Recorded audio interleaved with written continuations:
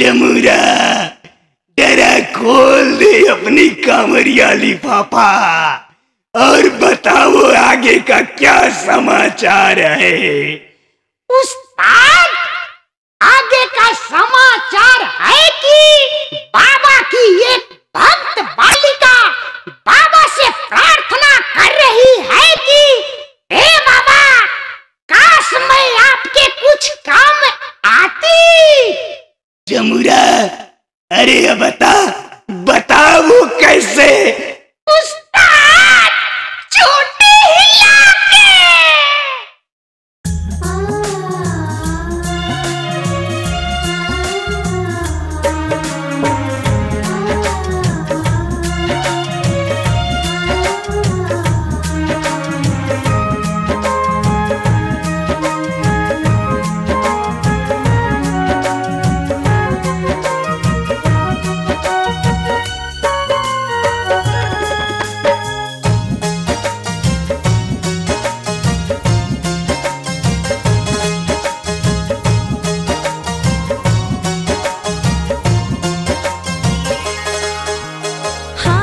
त्रिशूल शोभेला हो,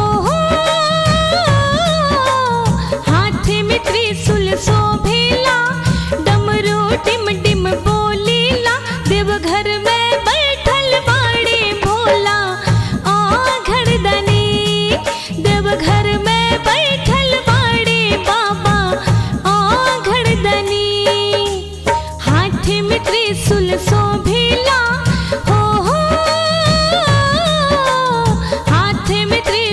शोभेला, डमरू डिम डिम बोलेला, देवघर में बैठल बाड़े भोला घड़दनी, देवघर में बैठल बाड़े बाबा घड़दनी।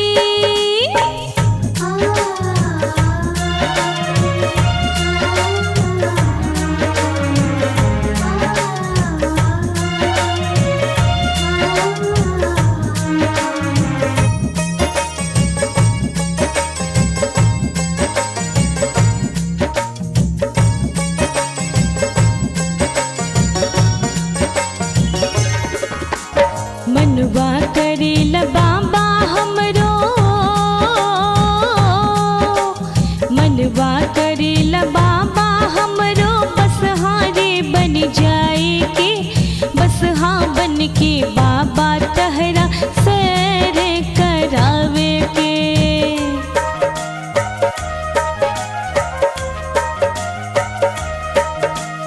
मनवा करेल बाबा हमरो, बस हारे बन जाए के, बस हाँ बन के बाबा तहरो सैर करावे के।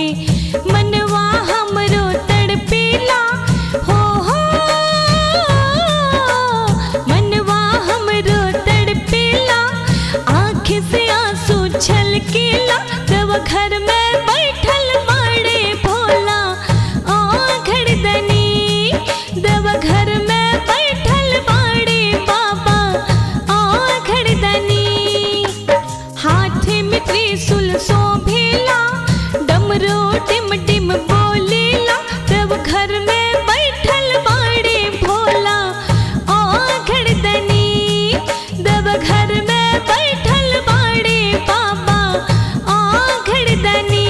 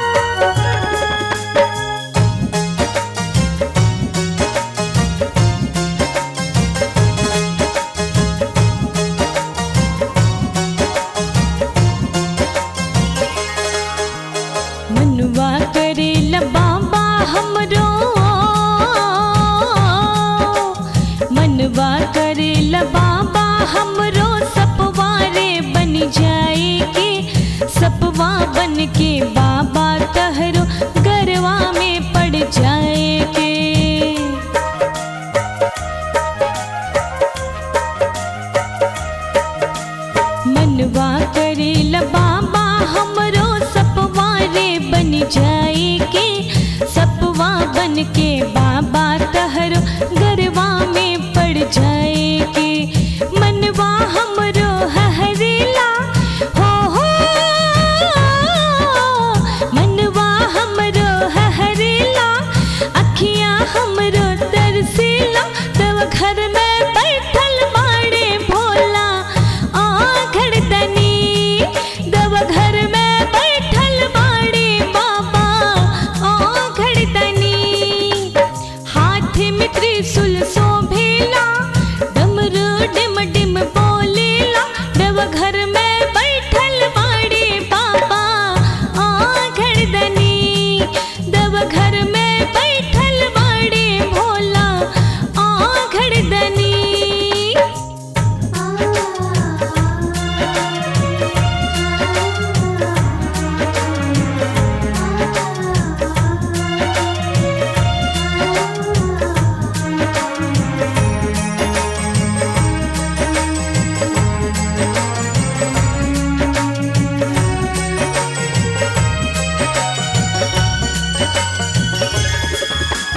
मनवा करेला भोला हमरो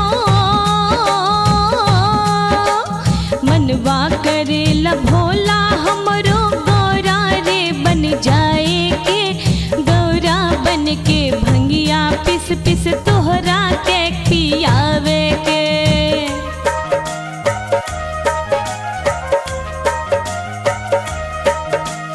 मनवा करेला भोला हमरो गौरा रे बन जाए के गौरा बन के भंगिया पिस पिस तोहरा